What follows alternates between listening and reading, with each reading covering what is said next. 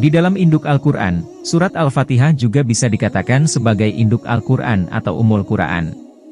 Di dalam surat Al-Fatihah terdapat 7 ayat, tak hanya itu saja, surat Al-Fatihah pun pasti dibaca di saat sholat sunnah maupun fardu.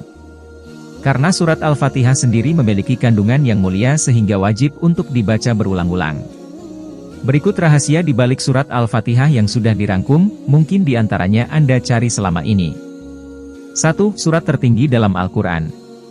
Imam Bukhari pernah meriwayatkan, Rasulullah Shallallahu Alaihi Wasallam mengatakan bahwa surat Al-Fatihah merupakan surat paling agung dalam Al-Quran. Kedudukan surat Al-Fatihah sebagai surat paling agung ini juga telah disebutkan dalam surat Al-Hijr ayat 87. 2. Sebagai induk Al-Quran. Itulah kenapa surat Al-Fatihah dinamakan dengan Ummul Quran atau Ummul Kitab, induk dari semua pokok Al-Quran. 3. Pilar dalam sholat. Rasulullah bersabda, barang siapa tidak melafalkan surah Al-Fatihah dalam salatnya, maka salatnya tidak sah. Dijadikannya surah Al-Fatihah sebagai pilar karena ia adalah bacaan wajib di dalam salat. 4. Obat penenang hati. Surat Al-Fatihah terisi di dalam kandungan yang memohon pertolongan kepada Allah untuk melindungi diri dari hati dan perbuatan maksiat dan pengetahuan yang salah. 5. Sebagai obat dari segala penyakit.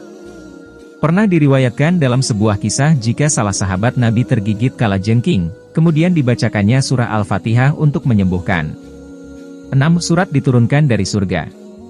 Saat itu malaikat berkata pada Rasulullah di saat mendapatkan wahyu surat Al-Fatihah, bersukacitalah dalam 2 cahaya yang dihadirkan kepadamu yang belum pernah dibawa kepada Nabi manapun sebelum mengaku, Al-Fatihah dan ayat terakhir Al-Baqarah. Dan hanyalah umat muslim yang satu-satunya memiliki surat Al-Fatihah yang diturunkan langsung dari surga. Demikianlah rahasia dibalik dari surat Al-Fatihah, yang mungkin selama ini Anda cari. Semoga bermanfaat.